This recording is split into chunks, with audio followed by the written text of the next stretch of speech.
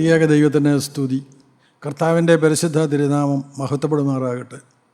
കർത്താവിനാൽ അനുഗ്രഹിക്കപ്പെട്ട വിശ്വാസികളുടെ സമൂഹത്തിന് യേശുക്രിസ്തുവിൻ്റെ അതിപരിശുദ്ധമായ നാമത്തിൽ എൻ്റെ സ്നേഹവന്ദനം. ആവർത്തന പുസ്തകം 10-ാം അധ്യായം 16-ാം വാക്യത്തിൽ, ആകയാൽ നിങ്ങൾ നിങ്ങളുടെ ഹൃദയത്തിൻ്റെ അഗ്രചർമ്മം പരിച്ഛേദന ചെയ്യുവീൻ, ഇനിമേൽ ദുശ്ശാഠ്യമുള്ളവരാകരുത്. മോശയിലൂടെ നിത്യനായ ദൈവം ഇസ്രായേൽ മക്കളോട് അരുളി ചെയ്യുന്നതായ അരുളപ്പാടാണിത്. അവർക്ക് ന്യായപ്രമാണപ്രകാരമുള്ള പരിച്ഛേദനയുണ്ട്. അവർ അഗ്രചർമ്മം പരിച്ഛേദന ചെയ്തവരാണ്. എന്നാൽ ദൈവം അവരോട് പറയുകയാണ്, നിങ്ങൾ നിങ്ങളുടെ ഹൃദയത്തിൻ്റെ അഗ്രചർമ്മം പരിച്ഛേദന ചെയ്യുവീൻ. മർമ്മപ്രധാനമായ ഒരാശയമാണ് മോശ ജനത്തോട് പറഞ്ഞത്. ആ ജനത്തിനെ ഉൾക്കൊള്ളുവാൻ കഴിയുമോ എന്ന് അറിഞ്ഞുകൂടാ. മരുഭൂമിയിലൂടെ യാത്ര ചെയ്യുന്ന ജനം, ആ ജനം ദൈവത്തിൽ ആശ്രയിച്ചാണ് നടക്കുന്നത്. അവരെ വഴി നടത്തുന്നത് ദൈവമാണ്. പകൽ മേഘസ്തംഭത്തിലും രാത്രി അഗ്നിസ്തംഭത്തിലും ദൈവമാണ് അവരെ നടത്തിക്കൊണ്ടിരിക്കുന്നത്. അവർക്ക് എല്ലാ ദിവസവും സ്വർഗത്തിൽ നിന്ന് മന്ന കൊടുക്കുന്നുണ്ട്. ശക്തിമാന്മാരുടെ അപ്പം, സ്വർഗത്തിൽ ദൈവം കൊടുക്കുന്നതായ അപ്പം, ആ അപ്പമാണ് അവരെന്നും ഭക്ഷിക്കുന്നത്. അതൊരു ദിവസം പോലും അവർക്ക് മുടങ്ങിയില്ല. അവരോടുകൂടെ യാത്ര ചെയ്യുന്നതായ മേഘസ്തംഭം പകൽ അവർക്ക് തണലായും രാത്രി അവർക്ക് വെളിച്ചമായും കൂടെ ഉണ്ടായിരുന്നു. ദൈവിക സാന്നിധ്യം അനുഭവിച്ച് മറ്റാരിലും ആശ്രയിക്കാൻ നിവൃത്തിയില്ലാതെ യാതൊന്നുമില്ലാത്ത മരുഭൂമിയിൽ ദിനംതോറും മന്ന തിന്ന് പാറയിൽ നിന്നുള്ള വെള്ളം കുടിച്ച് ജീവിക്കുന്ന ആ ജനം, അവർ വാസ്തവത്തിൽ അവർ ദൈവത്തോട് ചേർന്ന് പോകുന്നവരായിരുന്നില്ല. അവിടെ ഹൃദയം പരിച്ഛേദനയുള്ളതായിരുന്നില്ല. അവരെ ആത്മീയ പിതാക്കന്മാർ പറയും, അവർ ജഡീകരാണ് എന്ന്. മിസ്രയീം വിട്ടു, ഫറവോൻ്റെ അടിമത്തം വിട്ടു, ഫറവോനുമായുള്ള ബന്ധം വിട്ടു. ഇതെല്ലാം ശരിയാണ്. പ്രാകൃത സ്വഭാവം മാറിയിട്ടുണ്ട്. ജാതികളുമായി ഇടകലരുന്നതായ സ്വഭാവങ്ങളെല്ലാം മാറി. ദൈവം അവരെ വീണ്ടെടുത്ത് കൊണ്ടുവന്നു, ശരിയാണ്. പക്ഷേ ഹൃദയം പിന്നിലേക്കാണ്. ഹൃദയം ഇപ്പോഴും ഇസ്രായേലിലേക്ക് പോവുകയാണ്. അതാണ് ജഡീക മനുഷ്യൻ്റെ പ്രത്യേകത. ഇന്നും അവർ ജഡീകരായി കഴിയുകയാണ്. ജഡീകരായി ഇരിക്കുന്ന മനുഷ്യർക്ക് ഒരിക്കലും വാഗ്ദത്തകനാൽ എത്താൻ ഒക്കുകയില്ല. ജഡീക സ്വഭാവത്തിൽ നിന്നുകൊണ്ട് അവർക്ക് ദൈവം ഒരുക്കിയിരിക്കുന്നതായ വാഗ്ദത്തകനാൽ ചെല്ലാൻ കഴിയുകയില്ല. അതുകൊണ്ടാണ് ദൈവം മോശയിലൂടെ ഈ അരുളപ്പാട് കൊടുത്തത്. നിങ്ങൾ നിങ്ങളുടെ ഹൃദയത്തിൻ്റെ അഗ്രചർമ്മം പരിച്ഛേദന ചെയ്യുവീൻ, ഇനിമേൽ നിങ്ങൾ ദുശ്ശാഠ്യമുള്ളവരായിരിക്കരുത്. ജഡീക മനുഷ്യൻ ദുശ്ശാഠ്യമുള്ളവനാണ്. സ്വന്തം ഇഷ്ടങ്ങൾ നോക്കുന്നവനാണ്. അവൻ സ്വയത്തിൽ ജീവിക്കുന്നവനാണ്. അവനെ തന്നെയാണ് അവനിഷ്ടം. അവനെ തന്നെയാണ് അവൻ അനുസരിക്കുന്നത്. ഇത് പുറമേ അറിയുകയുമില്ല. അത് വളരെ വ്യക്തമാണ്. അതുകൊണ്ടാണ് കർത്താവായ യേശുക്രിസ്തു പറയുന്നത്, ഒരുവൻ എൻ്റെ പിന്നാലെ വരുവാൻ ഇച്ഛിച്ചാൽ അവൻ തന്നെത്താൻ ത്യജിച്ച് തൻ്റെ ക്രൂശുമെടുത്തുകൊണ്ട് എന്നെ അനുഗമിക്കട്ടെ. അതിൻ്റെ മർമ്മമൊന്നും സാധാരണക്കാർക്ക് എന്നും പിടി കിട്ടിയിട്ടില്ല. ഏതായാലും ദൈവം മോശയിലൂടെ ഇസ്രായേൽ ജനത്തോട് പറഞ്ഞു, നിങ്ങളുടെ ഹൃദയത്തിൻ്റെ അഗ്രചർമ്മം പരിച്ഛേദന ചെയ്യുവീൻ. ആവർത്തന പുസ്തകം 30-ാം അധ്യായത്തിൻ്റെ 6-ാമത്തെ വാക്യത്തിൽ ദൈവം വാഗ്ദത്തം പുതുക്കുന്നുണ്ട്. അവിടെ നാം ഇങ്ങനെ വായിക്കുന്നു, ആവർത്തനം 30-ന്റെ-6, നീ ജീവിച്ചിരിക്കേണ്ടതിന് നിന്റെ ദൈവമായ യഹോവയെ പൂർണ്ണ ഹൃദയത്തോടും പൂർണ്ണ മനസ്സോടും കൂടെ സ്നേഹിപ്പാൻ തക്കവണ്ണം നിന്റെ ദൈവമായ യഹോവ നിന്റെ ഹൃദയവും നിന്റെ സന്തതിയുടെ ഹൃദയവും പരിച്ഛേദന ചെയ്യും. ദൈവത്തിന് സ്തോത്രം. നീ ജീവിച്ചിരിക്കേണ്ടതിന്, വാഗ്ദത്ത കനാലിൽ നീ സൗഖ്യത്തോടെ ഇരിക്കേണ്ടതിന്, ഈ മരുഭൂമിയിലൂടെ യാത്ര ചെയ്യുമ്പോൾ നീ സുഗമമായി യാത്ര ചെയ്യേണ്ടതിന്, നീ ജീവിച്ചിരിക്കേണ്ടതിന്, നിന്റെ ദൈവമായ യഹോവയെ പൂർണ്ണ ഹൃദയത്തോടും പൂർണ്ണ മനസ്സോടും കൂടെ സേവിപ്പാൻ തക്കവണ്ണം നിന്റെ ദൈവമായ യഹോവ നിന്റെ ഹൃദയവും നിന്റെ സന്തതിയുടെ ഹൃദയവും പരിച്ഛേദന ചെയ്യും. ഹൃദയ പരിച്ഛേദനയിലൂടെ മാത്രമേ ദൈവത്തെ പൂർണ്ണമായി സ്നേഹിക്കാൻ കഴിയൂ. ദൈവമായ കർത്താവിനെ നീ പൂർണ്ണ ഹൃദയത്തോടും പൂർണ്ണ മനസ്സോടും പൂർണ്ണ ശക്തിയോടും പൂർണ്ണ ആത്മാവോടും കൂടെ സേവിക്കണമെന്നുള്ള ദൈവത്തിൻ്റെ മാറ്റമില്ലാത്ത വ്യവസ്ഥയാണ്. എന്നാൽ അങ്ങനെ സ്നേഹിക്കാൻ കഴിയണമെങ്കിൽ, പൂർണ്ണ ഹൃദയത്തോടെ പൂർണ്ണതയോടെ ദൈവത്തെ സ്നേഹിക്കാൻ കഴിയണമെങ്കിൽ മനുഷ്യൻ്റെ ഹൃദയം പരിച്ഛേദനയിലേ മതിയാകുകയുള്ളൂ. ആ ഹൃദയത്തിൻ്റെ തടിപ്പുകൾ, സ്വയത്തിൻ്റെ ഇഷ്ടങ്ങൾ, സ്വന്തം ശാഠ്യങ്ങൾ, ഇതെല്ലാം പരിച്ഛേദന ചെയ്തേ കഴിയുകയുള്ളൂ. വളരെ വ്യക്തമായി ദൈവം മോശയിലൂടെ അരുളപ്പാട് കൊടുത്തു. എഫേസ്യ ലേഖനം 6-ാം അധ്യായം 17-ാമത്തെ വാക്യത്തിൽ അപ്പോസ്തലനായ പൗലോസ് പറയും, ഒരു വിശ്വാസി അവൻ ദൈവവചനമെന്ന ആത്മാവിൻ്റെ വാള് കൈക്കൊള്ളുന്നവനാണ്. ഒരു വിശ്വാസിയുടെ കയ്യിൽ ദൈവവചനമാകുന്ന ആത്മാവിൻ്റെ വാള് വേണം. ഈ ആത്മാവിൻ്റെ വാള് വെട്ടുവാനുള്ളതാണ്, അത് പരിച്ഛേദന ചെയ്യാനുള്ളതാണ്. ദൈവത്തിന് സ്തോത്രം. അത് തന്നെയാണ് പരിച്ഛേദന ചെയ്യേണ്ടത്. ആദ്യം തന്നെ വെട്ടി തന്നെ ഹൃദയത്തിൻ്റെ പരിച്ഛേദന ചെയ്ത് ദൈവത്തോടുള്ളതായ പൂർണ്ണമായ സ്നേഹത്തിലേക്ക് അവൻ വന്നു കഴിഞ്ഞിട്ട് അവൻ മറ്റുള്ളവരെയും അതിലേക്ക് കൊണ്ടുവരണം. അതാണ് ദൈവം ഉദ്ദേശിക്കുന്നത്. എബ്രായ ലേഖനം 4-ാം അധ്യായം 12-ാമത്തെ വാക്യത്തിൽ എബ്രായ ലേഖനകർത്താവ് അപ്പോസ്തലനായ പൗലോസ് ഇപ്രകാരം പറയും, ദൈവത്തിൻ്റെ വചനം ജീവനും ചൈതന്യമുള്ളതായി ഇരുവായത്തിലുള്ള ഏതു വാളിനേക്കാളും മൂർച്ചയേറിയതും പ്രാണനെയും ആത്മാവിനെയും സന്ധിമജ്ജകളെയും വേർപിടിവിക്കും വരെ തുളച്ചു ചെല്ലുന്നതും ഹൃദയത്തിലെ ചിന്തനങ്ങളെയും ഭാവങ്ങളെയും വിവേചിക്കുന്നതുമാകുന്നു. എന്താണ് ദൈവത്തിൻ്റെ വചനം? ജീവനുള്ള ദൈവത്തിൻ്റെ വചനം ഒരു വ്യക്തി ഹൃദയം തുറന്ന് കേട്ടുകൊണ്ടിരുന്നാൽ അവനിൽ വലിയ മാറ്റങ്ങൾ വരും. ദൈവത്തിന് സ്തോത്രം. എന്നാൽ ഇന്ന് സാധാരണഗതിയിൽ നല്ല വചനമെന്ന് ധരിച്ച് കേൾക്കുന്ന വചനങ്ങൾ മനുഷ്യനൊരു മാറ്റവും വരുത്തുന്നില്ല, അവന് മാനസാന്തരം വരുത്തുന്നില്ല. എന്നാൽ എന്താണ് സത്യം? ദൈവത്തിൻ്റെ വചനം ജീവനും ചൈതന്യവുമുള്ളതായി ഇരുവായ്ത്തലയുള്ള ഏത് വാളിനേക്കാളും മൂർച്ചയേറിയതാണ്. ദൈവത്തിൻ്റെ വചനം ജീവനാണ്, ദൈവത്തിൻ്റെ വചനം ചൈതന്യമാണ്. അത് കേൾക്കുന്ന ഓരോ വ്യക്തിയെയും ജീവിപ്പിക്കുന്നതാണ്, അവൻ്റെ മരണാവസ്ഥയിൽ നിന്ന് വിടുവിക്കുന്നതാണ്. ദൈവമക്കളെ, ഇത് അനുഭവിക്കുന്ന എത്ര പേര് ഈ ഭൂമുഖത്തുണ്ട്? നിങ്ങൾ ശാന്തമായി ചിന്തിക്കേണ്ടതാണ്. നിങ്ങൾ വചനം വായിക്കുന്നവരാണ്, നാം ഓരോരുത്തരും വചനം ചുംബിക്കുന്നവരാണ്, വചനം ധ്യാനിക്കുന്നവരാണ്. എന്നാൽ ഈ വചനം നമ്മെ ജീവിപ്പിക്കുന്നുണ്ടോ? ഈ വചനം നമ്മെ ജീവനിലേക്ക് കൊണ്ടുപോകുന്നുണ്ടോ? ജീവനും ചൈതന്യമുള്ളതായി ദൈവത്തിന് ആൾ മാറുകയാണ്, പുതിയ സൃഷ്ടിയായി മാറുകയാണ്. അത് ആ വ്യക്തിയുടെ ഹൃദയത്തെ പരിശോധന ചെയ്യുകയാണ്. ആത്മാർത്ഥതയോടെ ഹൃദയം തുറന്ന് ദൈവവചനം നാം ധ്യാനിക്കുമ്പോൾ, ദൈവവചനം വായിക്കുമ്പോൾ, ദൈവവചനം കേൾക്കുമ്പോൾ എന്താണ് നടക്കുന്നത്? ആ വ്യക്തിക്ക് ജീവനും ചൈതന്യവും ഉണ്ടാവുകയാണ്. ആ വ്യക്തി പ്രകാശപൂരിതമായി തരികയാണ്. അവൻ എവിടെ പോയാലും പ്രകാശം പരത്തുന്നതിനായിരിക്കും. ഈ ശ്രേഷ്ഠമേറിയ അനുഭവമാണ് നാം പ്രാപിക്കേണ്ടത്. ദൈവത്തിൻ്റെ വചനം ജീവനും ചൈതന്യവുമുള്ളതായി ഇരുവായ്ത്തലയുള്ള ഏത് വാളിനേക്കാളും മൂർച്ചയേറിയതും, അത് ഇരുവായ്ത്തലയുള്ള ഏത് വാളിനേക്കാളും മൂർച്ചയേറിയതാണ്. ദൈവത്തിൻ്റെ വചനം ഹൃദയത്തെ കീറി മുറിക്കുന്നതാണ്, ഹൃദയത്തെ പരിച്ഛേദന ചെയ്യുന്നതാണ്. വാസ്തവമായും ആ വചനം നിങ്ങൾ കേൾക്കാറുണ്ടോ? ആ വചനം നിങ്ങളെ കീറി മുറിക്കാറുണ്ടോ? നിങ്ങൾ ശ്രദ്ധിക്കേണ്ടതാണ്. ദൈവത്തിൻ്റെ വചനം ജീവനും ചൈതന്യമുള്ളതായി ഇരുവായ്ത്തലയുള്ള ഏത് വാളിനേക്കാളും മൂർച്ചയേറിയതും പ്രാണനെയും ആത്മാവിനെയും സന്ധിമജ്ജകളെയും വേർപിടിവിക്കും വരെ തുളച്ചു ചെല്ലുന്നതുമാകുന്നു. ദൈവത്തിന് സ്തോത്രം. അത് ആഴത്തിൽ ഇടപെടുന്നതാകുന്നു. ഓരോ വ്യക്തിയോടും ആഴമായി ആ വചനം ഇടപെടുമ്പോഴാണ് ആ വ്യക്തി മാറുന്നത്, ആൾ മാറുന്നത്, പുതിയ സൃഷ്ടിയായി മാറുന്നത്, ആ വ്യക്തിയുടെ ഹൃദയം സ്നേഹത്താൽ നിറയുന്നത്. അതിനെക്കുറിച്ചാണ് അപ്പോസ്തലനായ പൗലോസ് പറയും, ഒരുത്തൻ ക്രിസ്തുവിലായാൽ അവൻ പുതിയ സൃഷ്ടിയാകുന്നു, പഴയത് കഴിഞ്ഞുപോയി ഒരു പുതുതായി തീർന്നിരിക്കുന്നു. വചനം കേൾക്കുന്ന മാത്രയിൽ ആ വ്യക്തി പുതിയ സൃഷ്ടിയായി മാറുകയാണ്, എല്ലാം പുതുതാക്കപ്പെടുകയാണ്, ജീവനും ചൈതന്യമുള്ളതായി മാറുകയാണ്. ദൈവത്തിന് സ്തോത്രം. ആ വ്യക്തി ഹൃദയത്തിലെ ചിന്തനങ്ങളെയും ഭാവങ്ങളെയും വിവേചിക്കുന്നതുമാകുന്നു. വചനം കേൾക്കുന്ന വ്യക്തിയുടെ ഹൃദയത്തിലെ ചിന്തനങ്ങളും ഭാവങ്ങളും അവൻ്റെ മനോഭാവങ്ങൾ പോലും വിവേചിക്കുന്നതാണ്. അവനെ തന്നെ കാണുവാൻ കഴിവ് കിട്ടുന്നതാണ്. അനേകർ തകർന്ന് കരയും. ദൈവത്തിന് സ്തോത്രം.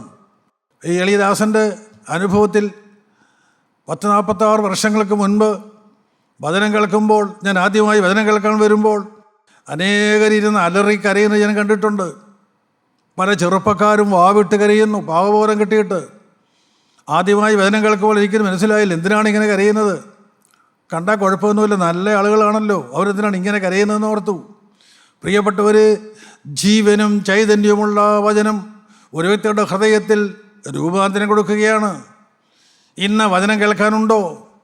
ആ വചനത്തിൻ്റെ വക്താക്കളായി നിൽക്കാൻ നിങ്ങൾക്ക് മനസ്സുണ്ടോ? ആ വചനം കേൾക്കാൻ നിങ്ങൾക്ക് മനസ്സുണ്ടോ? ആ വചനം നിങ്ങളുടെ ഹൃദയത്തിൻ്റെ വാതിക്കൽ ഒന്ന് മുട്ടിക്കൊണ്ടിരിക്കുന്നു. കർത്താവായ യേശുക്രിസ്തു പ്രവർത്തിച്ചുകൊണ്ടിരിക്കുന്നു. 95 സങ്കീർത്തനം 8 വാക്യത്തിൽ അവിടെ നാം ഇപ്രകാരം വായിക്കുന്നുണ്ട്: ഇന്ന് നിങ്ങൾ അവൻ്റെ ശബ്ദം കേൾക്കുന്നു എങ്കിൽ മെരീബായിലെ പോലെയും മരുഭൂമിയിലെ മസ്സാ നാടിനെ പോലെയും നിങ്ങളുടെ ഹൃദയം കഠിനമാക്കരുത്. എപ്പോഴാണ് മനുഷ്യൻ്റെ ഹൃദയം കഠിനമാകുന്നത്? ഇന്ന് നിങ്ങൾ അവൻ്റെ ശബ്ദം കേൾക്കുന്നു എങ്കിൽ. ദൈവത്തിൻ്റെ സ്തോത്രം. ഇസ്രായേൽ ജനം മരുഭൂമിയിലൂടെ യാത്ര ചെയ്യുമ്പോൾ മസ്സാ നാളിൽ അവർ ദൈവത്തോട് മത്സരിച്ചു. ജനം വെള്ളം കിട്ടാതെ വന്നപ്പോൾ അവർ ദൈവത്തോട് മത്സരിച്ചു, പിറുപിറുത്തു. ആ ജനത്തിൻ്റെ ആവശ്യം ഈ ലോകത്തിൻ്റെ വെള്ളമാണ്, ഈ ഭൂമിയിൽ ജീവിക്കുന്നതിനുള്ള അപ്പവും വെള്ളവും. അതിന് ഉയരത്തിലേക്ക് അവിടെ ചിന്തകൾ പോകുന്നില്ല. എന്നും മനുഷ്യൻ അതേ ഗതിയിൽ കഴിയുകയാണോ? സിയോനിലേക്ക് യാത്ര ചെയ്യുന്ന സിയോൻ യാത്രക്കാര, നിൻ്റെ ഹൃദയത്തിൻ്റെ ചിന്തകളും വിചാരങ്ങളും ഇതിനപ്പുറം വന്നിട്ടുണ്ടോ? ഒരാത്മീകമായ ഒരു കാഴ്ചപ്പാടിലേക്ക് നാം വന്നിട്ടുണ്ടോ? ചിന്തിക്കുന്നത് നല്ലതാണ്. എന്നും എന്ത് തിന്നും എന്ത് കുടിക്കും എന്ന് ജീവനായിക്കൊണ്ടും എന്ത് ധരിക്കുമെന്ന് ശരീരത്തിനായിക്കൊണ്ടും വിചാരപ്പെടുന്ന മനുഷ്യൻ, അവനവിടുന്ന് കരകയറ്റം കിട്ടുന്നില്ല, അവനവിടുന്ന് ഒരു സ്വാതന്ത്ര്യം കിട്ടുന്നില്ല. എന്നാൽ ഹൃദയത്തെ കഠിനമാക്കുകയാണ്. ദൈവസ്നേഹത്തോടെ വന്ന് ഇടപെടുമ്പോൾ ദൈവത്തിനായി ആ ഹൃദയം തുറന്നു കൊടുത്ത് ഒരു മെഴുകുതിരി ചൂടിൽ ഉരുകുന്നത് പോലെ തൻ്റെ തന്നെ ഹൃദയം ഉരുക്കുവാൻ വിട്ടുകൊടുക്കുന്നില്ല എങ്കിൽ ആ ഹൃദയം കഠിനമാകും. ദൈവത്തിന് സ്തോത്രം. ഇന്ന് നിങ്ങൾ അവൻ്റെ വചനം കേൾക്കുന്നുവെങ്കിൽ മെരീബയിലെ പോലെയും മരുഭൂമിയിലെ മസ്സാ നാടിനെ പോലെയും നിങ്ങളുടെ ഹൃദയം കഠിനമാക്കരുത്. ഇസ്രായേൽ ജനത്തിൻ്റെ ഹൃദയം കഠിനമായി പോയി, അവരുടെ ഹൃദയം കല്ലായിപ്പോയി, അത് ഡള്ളായിപ്പോയി. ഇന്ന് അനേകർക്ക് കണ്ണുനീരില്ല. ഏത് വചനം കേട്ടാലും ഇന്ന് ഹൃദയത്തിൽ തകർച്ചയില്ല. തങ്ങളുടെ സ്വന്തം അനുഭവങ്ങൾ കാണുന്നില്ല. ആത്മക്കണ്ണുകൾ കുരുടായിപ്പോയി. ദൈവത്തിന് സ്തോത്രം. യിരെമ്യാ പ്രവാചകന്റെ പുസ്തകം 17 അധ്യായം 1 വാക്യത്തിൽ യിരെമ്യാവിൻ്റെ കാലം ഇസ്രായേൽ ജനം ദൈവത്തിൽ നിന്ന് ഏറ്റവും അകന്നുപോയ കാലമാണ്. അവർ പാപത്തിൽ മുഴുകി ജീവിക്കുന്ന കാലമാണ്. ദൈവ ഭയമില്ലാതെ ജീവിക്കുന്ന കാലമാണ്. യിരെമ്യാ പ്രവാചകനിലൂടെ അനേകം അരുളപ്പാടുകൾ ദൈവം ജനത്തിന് കൊടുത്തു. എന്നാൽ ജനം കൈക്കൊള്ളുന്നില്ല. ജനം പാവവഴികൾ വിട്ടുതിരിയുന്നില്ല. അതുകൊണ്ട് യിരെമ്യാവ് കരഞ്ഞുകൊണ്ടേയിരുന്നു. അതുകൊണ്ട് യിരെമ്യാവിനെക്കുറിച്ച് പറയുവാൻ കരയുന്ന പ്രവാചകൻ. ആ യിരെമ്യാവിലൂടെ ദൈവം അരുളി ചെയ്തു. യിരെമ്യാ പ്രവാചകന്റെ പുസ്തകം 17 അധ്യായം 1 വാക്യം: യഹൂദയുടെ പാപം ഇരുമ്പെഴുത്താണി കൊണ്ടും വജ്രത്തിൻ്റെ മുന കൊണ്ടും എഴുതി വച്ചിരിക്കുന്നു. അത് അവരുടെ ഹൃദയത്തിൻ്റെ പലകയിലും നിങ്ങളുടെ ബലിപീഠത്തിൻ്റെ കൊമ്പുകളിലും കൊത്തിയിരിക്കുന്നു. ദൈവത്തിൻ്റെ സ്തോത്രം. യഹൂദയുടെ പാപം, യഹൂദ ജനത്തിൻ്റെ പാപം എവിടെയാണ് എഴുതി വച്ചിരിക്കുന്നത്? അവരുടെ ഹൃദയത്തിൻ്റെ പലകമേൽ എഴുതി വച്ചിരിക്കുന്നു. അവരുടെ യാഗപീഠത്തിൻ്റെ കൊമ്പുകൾ കൊത്തിവെച്ചിരിക്കുന്നു. എങ്ങനെയാണ് എഴുതിയിരിക്കുന്നത്? ഇരുമ്പെഴുത്താണി കൊണ്ടും വജ്രത്തിൻ്റെ മുന കൊണ്ടും എഴുതിയിരിക്കുന്നു. ഇരുമ്പെഴുത്താണി. ദൈവത്തിൻ്റെ സ്തോത്രം. പണ്ട് കാലങ്ങളിൽ സ്കൂളിൽ പോകുന്നതിന് മുൻപ് ആശാൻ കളരിയിൽ പോകും അക്ഷരം പഠിക്കാൻ. ഞാനും അങ്ങനെ പോയിട്ടുണ്ട്. ആശാൻ കൊണ്ട കൊടുക്കുന്ന ഓലയിൽ നാരായം കൊണ്ട് എഴുതി തരും, അക്ഷരങ്ങൾ എഴുതി തരും. ഇരുമ്പെഴുത്താണി. യഹൂദയുടെ പാപം ഇരുമ്പെഴുത്താണി കൊണ്ട് ഹൃദയപ്പലകം എഴുതി വെച്ചിരിക്കുന്നു. വജ്രത്തിൻ്റെ മുന കൊണ്ട് എഴുതി വെച്ചിരിക്കുന്നു. അത്ര കാഠിന്യമേറിപ്പോയി ഹൃദയം. ദൈവത്തിൽ നിന്ന് അന്യപ്പെട്ടു പോയി. പ്രിയപ്പെട്ടവരെ, വചനം അനുസരിക്കാതെ ദൈവത്തെ സ്നേഹിക്കാതെ ജീവിക്കുന്ന ഏതോ ഒരു വ്യക്തിയുടെ ഹൃദയം കല്ലായി പോവും. ഇന്ന് നാം ഇത് കാണുന്നുണ്ട്. അനേകരുടെ ഹൃദയത്തിൽ കണ്ണുനീരില്ല, അനേകരുടെ ഹൃദയത്തിൽ തകർച്ചയില്ല, നനഞ്ഞ കണ്ണുകളില്ല. പ്രാവിൻ്റെ കണ്ണുകൾ എപ്പോഴും നനഞ്ഞിരിക്കും. ഇന്ന് ക്രിസ്ത്യാനിയുടെ കണ്ണുകൾ എപ്പോഴും നനഞ്ഞിരിക്കേണ്ടതാണ്. പിതാക്കന്മാരുടെ കണ്ണുകൾ അങ്ങനെയായിരുന്നു. ആത്മീക പിതാക്കന്മാരുടെ കണ്ണുകൾ നനഞ്ഞിരിക്കുന്നതായിരുന്നു. ഇന്നത് കാണാൻ പോലുമില്ല. യഹൂദയുടെ പാപം ഇരുമ്പെഴുത്താണി കൊണ്ടും വജ്രത്തിൻ്റെ മുന കൊണ്ടും എഴുതിയിരിക്കുന്നു. അതവരുടെ ഹൃദയത്തിൻ്റെ പലകയിലും നിങ്ങളുടെ ബലിപീഠത്തിൻ്റെ കൊമ്പുകളിലും കുത്തിയിരിക്കുന്നു. ആർക്കും മറയ്ക്കാൻ സാധ്യമല്ല. ദൈവം കാണുന്നു. ഏതൊരു വ്യക്തിക്കും കാണാം. അന്ത്യന്യായവിധിനാളിനെല്ലാം ചോദ്യമുണ്ടാകും. ലോകത്തുള്ള സകലമായ മനുഷ്യരും കേൾക്ക് ആ ന്യായവിധി നാളിൽ ചോദ്യങ്ങളെല്ലാം ഇവിടെ ചോദിക്കും. അങ്ങനെ മറുപടി പറയേണ്ടി വരും. ലേവ്യ പുസ്തകം 4 അധ്യായം 25 വാക്യത്തിൽ നാം ഇപ്രകാരം വായിക്കുന്നുണ്ട്: പിന്നെ പുരോഹിതൻ പാപയാഗത്തിൻ്റെ രക്തം വിരൽ കൊണ്ട് കുറേ എടുത്ത് ഹോമയാഗപീഠത്തിൻ്റെ കൊമ്പുകളിൽ പുരട്ടി ശേഷം രക്തം ഹോമയാഗപീഠത്തിൻ്റെ ചുവട്ടിൽ ഒഴിച്ചു കളയണം. ദൈവത്തിൻ്റെ സ്തോത്രം. പാപയാഗത്തിൻ്റെ രക്തം. പ്രിയപ്പെട്ടവർ, അന്നത്തെ ഇസ്രായേൽ ജനം വാസ്തവത്തിൽ തിരിച്ചറിയേണ്ടതായിരുന്നു. പാപം ചെയ്യുന്ന ഇസ്രായേൽ ജനം യാഗമൃഗത്തെയും കൊണ്ട് ദൈവാലയത്തിലേക്ക് വന്ന് പുരോഹിതനോട് തന്നെ പാപങ്ങളെ ഏറ്റുപറയുന്നു. ആ യാഗമൃഗത്തിൻ്റെ തലയിൽ കൈവയ്ക്കുന്നു. എന്താണ് ഞാൻ അവിടെ വായിച്ചത്? പുരോഹിതൻ പാപയാഗത്തിൻ്റെ രക്തം വിരൽ കൊണ്ടെടുത്ത് ഹോമയാഗപീഠത്തിൻ്റെ കൊമ്പുകളിൽ പുരട്ടിയ ശേഷം രക്തം ഹോമയാഗപീഠത്തിൻ്റെ ചുവട്ടിൽ ഒഴിക്കണം. ദൈവത്തിന് സ്തോത്രം. യാഗമൃഗത്തിൻ്റെ രക്തം, പ്രിയപ്പെട്ടവരെ, യാഗമൃഗം ഏതാണ്? ഇസ്രായേൽ ജനത്തിനത് പിടികിട്ടിയില്ല. ബുദ്ധിമാന്മാരായ ഇസ്രായേൽ ജനത്തിന് പിടികിട്ടിയില്ല. ഇസ്രായേൽ ജനം പാപം ചെയ്യുന്നു. ആ പാപത്തിന് പരിഹാരമായി കൊല്ലപ്പെടുന്നത് യാഗമൃഗമാണ്. ഏതാണ് ഈ യാഗമൃഗം? അവർക്ക് പിടികിട്ടാതെ പോയി. അവർ ഹൃദയ പരിച്ഛേദന ഇല്ലാത്തവരായിപ്പോയി. അവരുടെ ഹൃദയം കാഠിന്യമുള്ളതായിപ്പോയി. അവർ ചടങ്ങുകൾ ആചരിച്ചു, ശരിയാണ്. നിയമപ്രകാരമെല്ലാം ശരിയാണ്. പാപം ചെയ്യുന്ന വ്യക്തി യാഗം കഴിച്ചാൽ മതി. അവർ യാഗം കഴിക്കുന്നുണ്ട്. നിയമത്തിന് മുമ്പിൽ ശരിയാണ്, പക്ഷേ ദൈവത്തിന് മുമ്പിൽ ശരിയല്ല. ഹൃദയം നിഷ്കളങ്കമല്ല. ഹൃദയം പരിച്ഛേദന ചെയ്തതല്ല. ദൈവത്തിന് സ്തോത്രം. പ്രിയപ്പെട്ടവർ, ഈ യാഗമൃഗം കരയുന്നതും പിടയ്ക്കുന്നതും ചാകുന്നതും അവർ കാണേണ്ടതായിരുന്നു. ഞാൻ ചെയ്ത പാപത്തിന് പകരം കൊല്ലപ്പെടുന്നത് യാഗമൃഗമാണ് എന്ന് തിരിച്ചറിയേണ്ടതായിരുന്നു. അവരുടെ ആത്മക്കണ്ണുകൾ ഉയരത്തിലേക്ക് ഉയരേണ്ടതായിരുന്നു. പാപം ക്ഷമിച്ചു തരുന്ന നിത്യനായ ദൈവത്തിൻ്റെ ആർദ്ര കരുണ എത്രയോ വലുതെന്ന് അവർ തിരിച്ചറിയേണ്ടതായിരുന്നു. അത് തിരിച്ചറിയാതെ പോയി ഇസ്രായേൽ ജനം. ദൈവത്തിന് സ്തോത്രം. യിരെമ്യാ പ്രവാചകന്റെ പുസ്തകം 48-ാം അധ്യായം അതിൻ്റെ 10-ാമത്തെ വാക്യത്തിൽ നാം ഇപ്രകാരം വായിക്കുന്നു: യഹോവയുടെ പ്രവൃത്തി ഉദാസീനതയോടെ ചെയ്യുന്നവൻ ശപിക്കപ്പെട്ടവൻ, രക്തം ചൊരിയാതെ വാൾ അടക്കി വയ്ക്കുന്നവൻ ശപിക്കപ്പെട്ടവൻ. യഹോവയുടെ പ്രവൃത്തി ഉദാസീനതയോടെ ചെയ്യുന്നവൻ ശപിക്കപ്പെട്ടവൻ. എന്താണ് യഹോവയുടെ പ്രവൃത്തി? ദൈവത്തിന് സ്തോത്രം. പരിശുദ്ധാത്മാവാ ദൈവം ഒരു വ്യക്തിയുടെ ഹൃദയത്തിലേക്ക് വരുമ്പോൾ ആ വ്യക്തിക്ക് ബോധ്യം കൊടുക്കുന്നത് പാപത്തെക്കുറിച്ചും നീതിയെക്കുറിച്ചും ന്യായവിധിയെക്കുറിച്ചും ബോധം വരുത്തുകയാണ്. ഇത് തന്നെയാണ് ഓരോ ദൈവവേദനം ചെയ്യേണ്ടത്. യഹോവയുടെ പ്രവൃത്തി ഉദാസീനതയോടെ ചെയ്യരുത്. എന്താണ് ഈ പറഞ്ഞതിൻ്റെ അർത്ഥം? ദൈവത്തിൻ്റെ പ്രവൃത്തി ചെയ്യുന്നവൻ കയ്യിൽ വാള് വേണം. ആ വാള് വചനമാകുന്ന വാളാണ്, പരിശുദ്ധാത്മാവെന്ന വാളാണ്. ആ വാള് വെട്ടുവാനുള്ളതാണ്. അത് പാപിയുടെ ഹൃദയത്തെ വെട്ടി കീറുവാനുള്ളതാണ്. ദൈവത്തിൻ്റെ സ്തോത്രം. അത് ഉദാസീനതയോടെ ചെയ്യരുത്, ലാഘവത്തോടെ ചെയ്യരുത്, പാപത്തെ ലാഘവത്തോടെ കാണരുത്. കഠിനമായ മുറിവിന് ലഘുവായ ചികിത്സ പാടില്ല.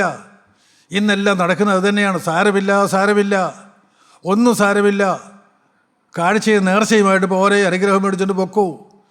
ഇത് വ്യാജമാണ്. ഇത് ജനത്തെ കബളിപ്പിക്കുന്നതാണ്.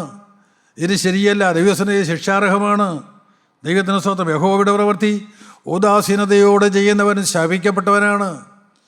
ഒരു വ്യക്തിയുടെ കയ്യിൽ വാൾ എപ്പോഴും വേണം. ദൈവത്തിന് സ്തോത്രം. വാൾ വെട്ടുവാനുള്ളതാണ്. ഞാൻ പറഞ്ഞു കേട്ടിട്ടുണ്ട്, സിഖുകാർ അവരുടെ ഉറയിൽ എപ്പോഴും വാളുണ്ട്. അവരാ വാളെടുക്കാറില്ല. അവരെ വാളെടുത്ത് പോയിട്ടുണ്ടെങ്കിൽ ആ വാള് രക്തം കാണാതെ ചുറയിൽ അവരിടുകയില്ല. ആ വാള രക്തം കാണണം, വെട്ടിമുറിക്കണം. വെട്ടിമുറിക്കാൻ കഴിഞ്ഞില്ലെങ്കിൽ അവരുടെ സ്വന്തം കൈയെങ്കിലും മുറിച്ച് ആ വാളിൽ രക്തം പുരട്ടിയിട്ടേ അവരത് ആ വാളെ ഉറയിലിടുകയുള്ളൂ എന്ന് ഞാൻ പറഞ്ഞു കേട്ടിട്ടുണ്ട്. ദൈവത്തിൻ്റെ സ്വന്തം. പ്രിയപ്പെട്ടവർ, ദൈവത്തിൻ്റെ പ്രവൃത്തി ദൈവാത്മസ്നേഹത്താൽ നിറഞ്ഞ ദൈവവൈതൽ വചനമാകുന്ന വാള് കൊണ്ട് വെട്ടുന്നവനാണ്. അനേകരെ വെട്ടുന്നവനാണ്. അവനെ തന്നെ വെട്ടുന്നതാണ്. ഹൃദയത്തിൻ്റെ അഗ്രചർമ്മം പരിശോധന ചെയ്യുന്നതാണ്. പ്രിയപ്പെട്ടവരെ, അത് ഉദാസീനതയോടെ ചെയ്യുന്നവൻ ശപിക്കപ്പെട്ടവനാണ്. രക്തം ചൊരിയാതെ വാൾ അടക്കി വെക്കുന്നവൻ ശപിക്കപ്പെട്ടവൻ. വളരെ വ്യക്തമായി വചനം നമ്മെ ഓർപ്പിക്കുന്നു. വചനമാകുന്ന വാള് കയ്യിലുള്ള ദൈവവേദിൽ നീ രക്തം ചൊരിയിക്കുന്നുണ്ടോ? നീ ഹൃദയപരിശോധന ചെയ്യുന്നുണ്ടോ? നിൻ്റെ ഹൃദയത്തിൻ്റെ അഗ്രചർമ്മം നീ പരിശോധന ചെയ്യാറുണ്ടോ? ദൈവത്തിൻ്റെ സ്തോത്രം. ആ പ്രാഗൽഭ്യം കിട്ടുന്ന വ്യക്തിക്ക് മറ്റുള്ളവരിൽ ഈ വാള് പ്രയോഗിക്കാനൊക്കുകയുള്ളൂ. മറ്റുള്ളവരുടെ ഹൃദയത്തിൻ്റെ അഗ്രചർമ്മം പരിശോധന ചെയ്യാൻ കഴിയുകയുള്ളൂ. അത് അടക്കി വയ്ക്കരുത്. ദൈവത്തിൻ്റെ സ്തോത്രം. രക്തം ചൊരിയാറ് വാൾ അടക്കി വെക്കുന്നവൻ ശപിക്കപ്പെട്ടവൻ. യഹോവയുടെ പ്രവൃത്തി ഉദാസീനതയോടെ ചെയ്യുന്നവൻ ശപിക്കപ്പെട്ടവൻ. എങ്ങനെയാണ് നാം ജീവിക്കേണ്ടത്? ഈ ഭൂമിയിൽ ദൈവനാമം എങ്ങനെയാണ് മഹത്വപ്പെടുത്തേണ്ടത്? വളരെ വ്യക്തമായി അന്നത്തെ ഇസ്രായേൽ ജനത്തിന് തന്നെ ദൈവം പറഞ്ഞു കൊടുത്തു. ദൈവത്തിന് സ്തോത്രം. യിരെമ്യാ പ്രവാചകന്റെ പുസ്തകം 4-ാം അധ്യായം 4-ാമത്തെ വാക്യത്തിൽ ഇപ്രകാരം പ്രവാചകൻ പറയും, 4:4, യഹൂദാ പുരുഷന്മാരും യെരൂശലേം നിവാസികളുമായുള്ളവരെ, നിങ്ങളുടെ ദുഷ്പ്രവൃത്തികൾ നിമിത്തം എൻ്റെ കോപം തീ പോലെ ജ്വലിച്ച് ആർക്കും കെടുത്തുകൂടാതെ വണ്ണം കത്താതിരിക്കേണ്ടതിന് നിങ്ങളെ തന്നെ യഹോവയ്ക്കായി പരിച്ഛേദന ചെയ്ത് നിങ്ങളുടെ ഹൃദയത്തിൻ്റെ അഗ്രകർമ്മം നീക്കിക്കളവീൻ. ദൈവത്തിന് സ്തോത്രം. ദൈവകോപം നമ്മുടെ മേൽ വരാതിരിക്കുവാൻ, ദൈവകോപം തീ പോലെ ജ്വലിച്ച് ആർക്കും കെടുത്തുകൂടാതെ വണ്ണം കത്താതിരിക്കേണ്ടതിന് നിങ്ങളെ തന്നെ യഹോവയ്ക്കായി പരിച്ഛേദന ചെയ്ത് നിങ്ങളുടെ ഹൃദയത്തിൻ്റെ അഗ്രകർമ്മം നീക്കിക്കളയുക. ദൈവകോപം മാറണമെങ്കിൽ ഇന്നത്തെ തലമുറ ദൈവഭയമില്ലാതെ ഇന്ന് പാപത്തിൻ്റെ മട്ടുകൂറ്റി കുടിച്ചുകൊണ്ട് നിത്യനാശത്തിലേക്ക് പോകുന്ന കാഴ്ച ഓരോരുത്തർക്കും അറിയാം. അതെല്ലാവരും പറയുന്നുണ്ട്. എവിടെയാണ് തിരുത്തേണ്ടത്, ആരാണ് തിരുത്തേണ്ടത്, അത് അനേകർക്ക് അറിഞ്ഞുകൂടാ. ദൈവത്തിന് സ്തോത്രം. വളരെ വ്യക്തമായി യിരെമ്യാ പ്രവാചകൻ പറഞ്ഞു, എൻ്റെ കോപം തീ പോലെ ജ്വലിച്ച് ആർക്കും കെടുത്തുകൂടാതെ വണ്ണം കത്താതിരിക്കേണ്ടതിന്, ദൈവകോപത്തിൽ കത്തി ചാമ്പലായി പോകാതിരിക്കേണ്ടതിന് നിങ്ങളെ തന്നെ യഹോവയ്ക്കായി പരിച്ഛേദന ചെയ്ത് നിങ്ങളുടെ ഹൃദയത്തിൻ്റെ അഗ്രകർമ്മം നീക്കിക്കളയുവീൻ. പ്രിയപ്പെട്ടവർ, അത് മറ്റാരിലേക്കുറിച്ചല്ല, നിങ്ങളിലേക്ക് തന്നെ, അവനവനിലേക്ക് തന്നെ നോക്കാം. അവനവനിലേക്ക് തന്നെ നോക്കാം. ദൈവത്തിൻ്റെ വചനം കേൾക്കുമ്പോൾ, ദൈവത്തിൻ്റെ വചനം വായിക്കുമ്പോൾ, ദൈവത്തിൻ്റെ വചനം ധ്യാനിക്കുമ്പോൾ എൻ്റെ ഹൃദയം തകരാറുണ്ടോ? എൻ്റെ ഹൃദയം തകർന്നവിടെ നിന്ന് കണ്ണുനീരൊഴുകാറുണ്ടോ? അടക്കാൻ വയ്യാതെ കണ്ണുനീരൊഴുകിക്കൊണ്ടിരിക്കുന്ന അനുഭവം നിങ്ങൾക്കുണ്ടോ? ഇല്ലെന്നുണ്ടെങ്കിൽ പ്രിയപ്പെട്ടവർ, ഹൃദയം കല്ലായിപ്പോയി എന്ന് ഓർത്തുകൊള്ളുക. ദൈവത്തിന് സ്തോത്രം. ദൈവസ്നേഹം കുറഞ്ഞു പോയി എന്ന് അറിഞ്ഞുകൊള്ളുക. അത് നമുക്ക് പരിഹാരം വരുത്തിയേ പറ്റുകയുള്ളൂ.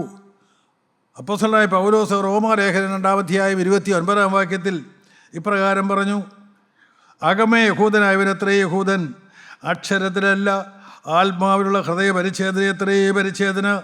അവന് മനുഷ്യരാലല്ല ദൈവത്താൽ തന്നെ പുകഴ്ച ലഭിക്കും. സ്തോത്രം. അകമേ യഹൂദനായവനത്രേ യഹൂദൻ. ആരാണ് വിശ്വാസി? ആരാണ് ക്രിസ്ത്യാനി? ആരിലാണ് ദൈവം പ്രസാദിക്കുന്നത്? ശാന്തമായി നിങ്ങൾ തിരിച്ചറിയുക. പുറമേ ചടങ്ങാചരിക്കുന്നവനല്ല, ഭക്തിയുടെ വേഷം കെട്ടുന്നവനല്ല, ആരാധനാലയത്തിൽ പോയി 2 കൈയും മലർത്തിപ്പിടിച്ചുകൊണ്ട് നിന്ന് സ്തോത്രവും സ്തുതിയും പറയുന്നവനല്ല, ചടങ്ങ് ആചരിക്കുന്നവനല്ല, മറ്റുള്ളവരുടെ മുമ്പിൽ മാന്യനായി ഇടപെടുന്നവനല്ല. ദൈവത്തിന് സ്തോത്രം. ഹൃദയ പരിച്ഛേദന, അകമേയുള്ള പരിച്ഛേദന. അകമേ യഹൂദനായവനത്രേ യഹൂദൻ, അക്ഷരത്തിലല്ല ആത്മാവിലുള്ള ഹൃദയ പരിച്ഛേദനയത്രേ പരിച്ഛേദന. അക്ഷരപ്രകാരമുള്ള പരിച്ഛേദനയല്ല. ദൈവത്തിന് സ്തോത്രം. ചടങ്ങുകളല്ല, പ്രവൃത്തികളല്ല, മനുഷ്യന് മുമ്പിലുള്ളതായ ചില നീതി പ്രവൃത്തികൾ, ഇതൊന്നുമല്ല. അക്ഷരത്തിലല്ല ആത്മാവിനാലുള്ള ഹൃദയ പരിച്ഛേദന. പരിശുദ്ധാത്മാവിൻ്റെ വാളുകൊണ്ടുള്ളതായ വെട്ടേൽക്കുവാൻ തക്കവണ്ണം ഹൃദയത്തെ തുറന്നു വയ്ക്കുന്ന ആത്മാർത്ഥതയുള്ള വിശ്വാസിയുടെ ഹൃദയത്തെ പരിച്ഛേദന ചെയ്യുന്ന പരിശുദ്ധാത്മാവിൻ്റെ അതിമനോഹരമായ പ്രവൃത്തി അതെവിടെ നടക്കുന്നുവോ അവിടെയാണ് പരിച്ഛേദന. ദൈവത്തിന് സ്തോത്രം. നിങ്ങളുടെ ഹൃദയത്തിൻ്റെ അഗ്രകർമ്മം പരിച്ഛേദന ചെയ്യുക. ദൈവത്തിന് സ്തോത്രം. അവന് മനുഷ്യനല്ല ദൈവത്താൽ തന്നെ മാനം ലഭിക്കും. മനുഷ്യൻ്റെ മാനം നോക്കണ്ട. മനുഷ്യൻ വിടക്കുന്ന എണ്ണമായിരിക്കും. അവൻ ഈ തലമുറയ്ക്ക് യോജിക്കാത്തതെന്ന് പറയുമായിരിക്കും. ദൈവത്തിന് സ്തോത്രം. അങ്ങനെ പലരും എന്നെക്കുറിച്ച് പറഞ്ഞിട്ടുണ്ട്. പലയിടത്തും എന്നെ കൂട്ടിയിട്ടില്ല. സ്തോത്രം. ചിലതൊക്കെ ഞാൻ പറഞ്ഞ് ഞാൻ ആ പെണ്ണുങ്ങളുടെ ഇങ്ങനെടുത്ത് വരുന്നോളാൻ പറയും. ആണുങ്ങളുടെ കൂടെ കൂട്ടില്ല. വേണ്ട, മനുഷ്യൻ്റെ മാനം വേണ്ട. മനുഷ്യൻ മാനിക്കാതെ വരുമ്പോൾ ദൈവം മാനിക്കും. പ്രിയപ്പെട്ടവർ, ദൈവത്തിൻ്റെ മാനം നമുക്ക് ആഗ്രഹിക്കും. ഒരു വിശ്വാസി മനുഷ്യൻ്റെ മാനമല്ല ദൈവത്തിൻ്റെ മാനം അന്വേഷിക്കും. സ്തോത്രം. അത് വളരെ വ്യക്തമാണ്. കർത്താവായ യേശു ക്രിസ്തു പോലും നാളിൽ പറഞ്ഞിട്ടുണ്ട്. നിങ്ങൾക്ക് മനസ്സുണ്ടോ ഈ ഭൂമിയിൽ വിടക്ക് എന്ന് എണ്ണപ്പെടുവാൻ? ക്രിസ്തുവിനെ വഹിക്കുന്ന ഒരു കഴുതയെന്ന് മറ്റുള്ളവർ പറഞ്ഞാലും അതാണ് എനിക്ക് അഭിമാനമെന്ന് പറഞ്ഞുകൊണ്ട് ഹൃദയത്തിൻ്റെ പരിച്ഛേദന നിങ്ങൾക്ക് ഇഷ്ടമാണോ? കൊലോസ്യ ലേഖനം 2-ാം അധ്യായം 11-ാമത്തെ വാക്യത്തിൽ അപ്പോസ്തലനായ പൗലോസ് ഇപ്രകാരം പറയും, അവനിൽ നിങ്ങൾക്ക് ക്രിസ്തുയേശുവിൻ്റെ പരിച്ഛേദനയാൽ ജഡശരീരം ഉരിഞ്ഞു കളഞ്ഞതിനാൽ തന്നെ കൈകൊണ്ടല്ലാത്ത പരിച്ഛേദനയും ലഭിച്ചു. ദൈവത്തിന് സ്തോത്രം. എന്താണ് പറഞ്ഞത് അപ്പോസ്തലനായ പൗലോസ്? അവനിൽ നിങ്ങൾക്ക് ക്രിസ്തുവിൻ്റെ പരിച്ഛേദനയാൽ ജഡശരീരം ഉരിഞ്ഞു കളഞ്ഞതിനാൽ തന്നെ കൈകൊണ്ടല്ലാത്ത പരിച്ഛേദനയും ലഭിച്ചു. ദൈവത്തിന് സ്തോത്രം. കൈകൊണ്ടല്ലാത്ത പരിച്ഛേദന. ദൈവത്തിന് സ്തോത്രം. മോശയും യോശുവായും എല്ലാം ഇസ്രായേൽ ജനത്തിന് പരിച്ഛേദന ചെയ്തു. ഇതാ തീ കത്തിക്കൊണ്ട് അവരുടെ അഗ്രകർമ്മം പരിച്ഛേദന ചെയ്തു. ശരീരത്തിൻ്റെ അഗ്രകർമ്മം പരിച്ഛേദന ചെയ്തു. എന്നാൽ പുതിയ വിശ്വാസിക്ക് കൈകൊണ്ടല്ലാത്ത പരിച്ഛേദന അതെങ്ങനെയാണ് കിട്ടിയത്? അതാണ് അപ്പോസ്തലൻ ഇവിടെ ഓർപ്പിക്കുന്നത്. അവനിൽ നിങ്ങൾക്ക് ക്രിസ്തുവിൻ്റെ പരിച്ഛേദനയാൽ ജഡശരീരം ഉരിഞ്ഞു കളഞ്ഞതിനാൽ തന്നെ കൈകൊണ്ടല്ലാത്ത പരിച്ഛേദന ലഭിച്ചു. യേശു ക്രിസ്തു തൻ്റെ ജഡശരീരം മുരിഞ്ഞു കളഞ്ഞതിനാൽ അവൻ്റെ ദേഹമെന്ന തിരശ്ശീല ചീന്തി അവൻ എനിക്കും നിങ്ങൾക്കും വേണ്ടി വിശുദ്ധ സ്ഥലത്തേക്കുള്ള പ്രവേശനം ഒരുക്കിയെങ്കിൽ അതിനാൽ കൈകൊണ്ടല്ലാത്ത പരിച്ഛേദന നമുക്ക് ലഭിച്ചു കഴിഞ്ഞു, വിശ്വസിക്കുന്നവർക്ക് ലഭിച്ചു കഴിഞ്ഞു. വിശ്വാസത്തെ അത് പ്രാപിക്കാൻ നിങ്ങൾക്ക് മനസ്സുണ്ടോ? പ്രിയപ്പെട്ടവർ, ഹൃദയത്തിൻ്റെ അഗ്രചർമ്മ പരിച്ഛേദന ചെയ്യാം. അത് ചെയ്തിട്ടില്ലെങ്കിൽ നിങ്ങൾക്ക് ഇപ്പോൾ കർത്താവിനോട് പറയാം, കർത്താവേ എനിക്ക് മനസ്സാണ്, എൻ്റെ ഹൃദയത്തെ പരിച്ഛേദന ചെയ്യാൻ എനിക്ക് മനസ്സാണ്. എനിക്കൊരാഗ്രഹമേ ഉള്ളൂ, തോരാത്ത കണ്ണ്, എപ്പോഴും കണ്ണുനീരൊഴുക്കുന്ന കണ്ണ്, അനുതാപമുള്ള ഹൃദയം, കർത്താവെ സ്നേഹിക്കുന്ന ഹൃദയം, സ്നേഹത്താൽ നിറഞ്ഞ ഹൃദയം, ആ ഹൃദയം എനിക്ക് തരണമേ. നമുക്ക് ഓരോരുത്തർക്കും പ്രാർത്ഥിച്ചുകൊണ്ടിരിക്കാം. നമുക്ക് നമ്മെ തന്നെ താഴ്ത്താം, നമുക്ക് സമർപ്പിക്കാം. സ്നേഹവാനായ ഞങ്ങളുടെ സ്വർഗീയ പിതാവേ, ഞങ്ങളുടെ വാഴ്ത്തപ്പെട്ട കർത്താവേ, ഈ നല്ല സമയത്തിനായി ഞങ്ങൾ നിന്നെ സ്തുതിക്കുന്നു. വചനമാകുന്ന വാളുകൊണ്ട്, പരിശുദ്ധാത്മാവിൻ്റെ വാളുകൊണ്ട് ഞങ്ങളുടെ ഹൃദയങ്ങളെ കീറി മുറിക്കണമേ. ഈ ഹൃദയത്തെ ഒന്ന് പരിശോധന ചെയ്യണമേ. ഇതിൻ്റെ ഹൃദയത്തിൻ്റെ അഗ്രചർമ്മം പരിശോധന ചെയ്യണമേ. ഞങ്ങൾ നിനക്ക് കൊള്ളാവുന്നവരായി ഇതിനെ സ്നേഹിക്കുന്നവരാക്കി ഞങ്ങളെ തീർക്കണമേ. ആളാം പ്രതി അനുഗ്രഹിക്കണമേ. രണ്ടാമത്തെ വരവിനായി ഞങ്ങളെ ഒരുക്കണമേ. മാനവും മഹത്വത്തോടെ നേടുക്കണമേ. യേശു ക്രിസ്തുവിൻ്റെ അതിപരിശുദ്ധ നാമത്തിൽ തന്നെ ആമേൻ.